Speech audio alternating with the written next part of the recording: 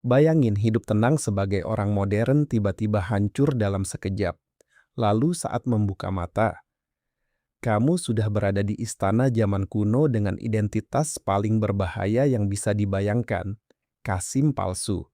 Dan yang bikin situasinya makin gila, rahasia itu justru terbongkar di momen paling fatal saat Lin Bima Sakti sedang melayani sang putri mandi. Jujur saja, dari premisnya saja saya langsung merasa cerita ini bakal penuh kekacauan, ketegangan, dan komedi yang dibungkus intrik politik. Karena di dunia istana kuno, satu kesalahan kecil saja bisa berakhir dengan hukuman mati. Tapi yang membuat cerita ini menarik bukan cuma soal identitas palsunya, melainkan bagaimana seorang pria modern yang seharusnya tidak punya tempat di dunia itu justru perlahan mengendalikan seluruh istana lewat kecerdikan, manipulasi, dan kemampuan membaca takdir manusia. Buat saya pribadi, drama ini punya kombinasi yang unik antara humor dan ketegangan. Karena di satu sisi, situasinya absurd sekali.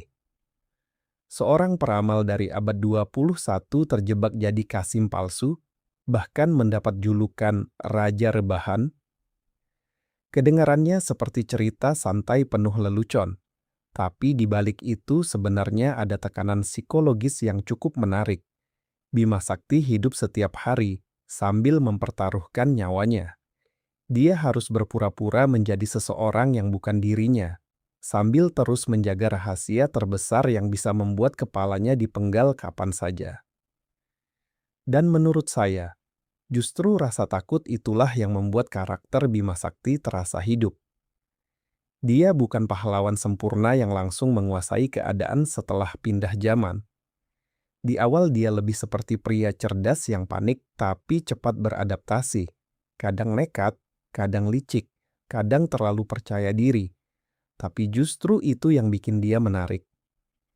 Dia bertahan hidup bukan karena kekuatan fisik, tapi karena otaknya terus bekerja lebih cepat dibanding orang lain. Yang paling menarik tentu saja momen saat identitasnya terbongkar di depan sang putri. Menurut saya itu titik yang langsung mengubah arah cerita. Karena sejak saat itu hubungan mereka bukan lagi sekadar tuan dan pelayan. Mereka berbagi rahasia yang sama-sama bisa menghancurkan hidup keduanya. Dan disinilah ketegangan emosional mulai terasa. Saya suka bagaimana sang putri tidak langsung digambarkan sebagai wanita lemah yang hanya terpesona pada tokoh utama. Justru saya melihat dirinya sebagai seseorang yang hidup di lingkungan penuh aturan dan tekanan. Sebagai putri kerajaan, hidupnya mungkin megah, tapi kebebasannya hampir tidak ada. Jadi ketika bertemu Bima Sakti yang berpikir berbeda, berbicara berbeda, bahkan bertindak di luar norma zaman itu, perlahan dia mulai tertarik bukan cuma karena rasa penasaran, tapi karena Bima Sakti menghadirkan dunia yang belum pernah dia lihat sebelumnya. Dan jujur, hubungan mereka terasa sangat berbahaya, karena ini bukan sekadar cinta biasa. Ini hubungan terlarang yang kalau terbongkar bisa menjadi skandal besar kerajaan. Bima Sakti bukan bangsawan. Bahkan identitasnya sebagai Kasim palsu saja sudah cukup untuk membuat seluruh istana gempar. Jadi setiap interaksi kecil mereka terasa tegang. Tatapan diam-diam, percakapan rahasia, pertemuan tersembunyi, semua terasa seperti permainan di tepi jurang. Menurut saya, salah satu daya tarik terbesar drama ini adalah bagaimana Bima Sakti menggunakan pengetahuan modern dan kemampuan meramal untuk memanipulasi situasi. Dia tahu cara membaca orang. Dia tahu bagaimana membuat dirinya terlihat misterius dan sakti. Dan di dunia kuno yang masih sangat percaya pada pertanda serta ramalan, kemampuan itu jadi senjata luar biasa. Yang lucu, Bima Sakti sebenarnya bukan tipe tokoh yang ingin jadi pahlawan besar. Dia lebih terlihat seperti orang yang awalnya cuma ingin selamat dan hidup nyaman. Tapi semakin lama, keadaan justru terus mendorongnya masuk lebih dalam ke pusat kekuasaan istana. Dan menurut saya, itu sangat realistis. Kadang seseorang tidak sengaja naik ke posisi tinggi bukan karena ambisi besar di awal, tapi karena terlalu pintar bertahan hidup. Julukan Raja Rebahan, menurut saya juga simbol yang menarik, karena di luar terlihat seperti candaan, tapi sebenarnya menggambarkan cara Bima Sakti bermain. Dia tidak bergerak agresif seperti pejabat istana lain yang haus kekuasaan. Dia lebih santai, terlihat malas, bahkan sering dianggap tidak serius. Tapi diam-diam, semua perhitungan politiknya berjalan sangat rapi. Dan justru karakter seperti itu biasanya paling sulit ditebak. Ada banyak momen yang menurut saya sangat memuaskan ketika para pejabat istana mulai sadar bahwa Kasim Malas yang mereka remehkan ternyata selalu selangkah lebih maju. Bima Sakti tidak menang dengan otot atau ancaman.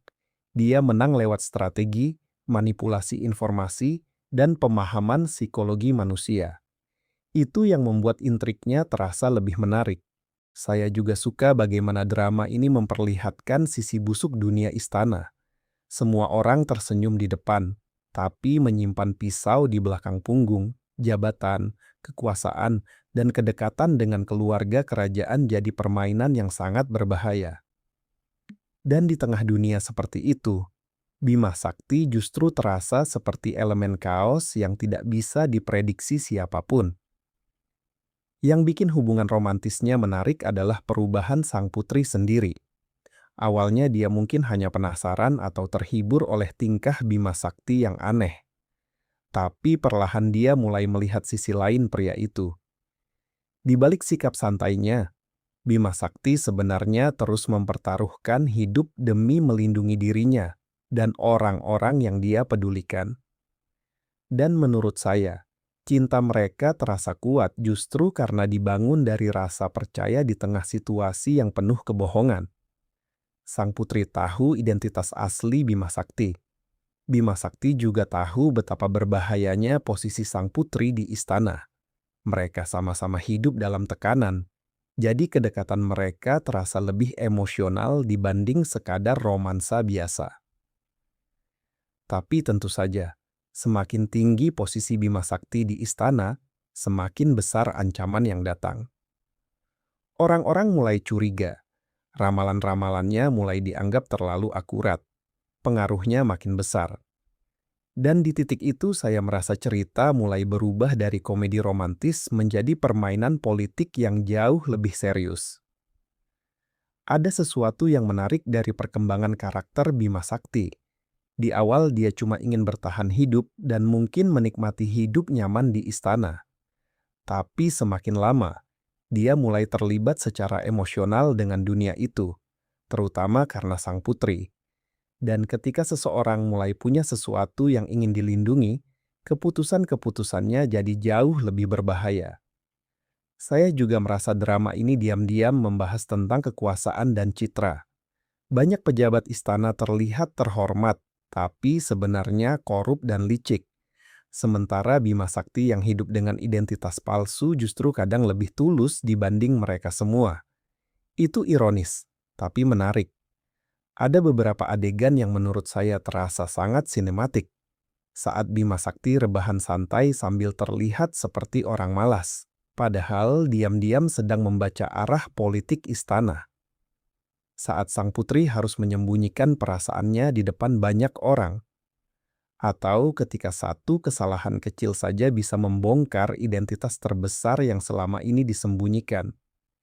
Semakin mendekati klimaks, ketegangannya mulai terasa berat. Rahasia Bima Sakti makin sulit ditutupi. Musuh-musuh politik mulai bergerak, dan hubungan terlarangnya dengan sang putri berubah dari sekadar risiko pribadi menjadi ancaman besar bagi stabilitas istana. Klimaks emosionalnya menurut saya bukan saat Bima Sakti berhasil mendapatkan kekuasaan atau membuat lawan-lawannya jatuh.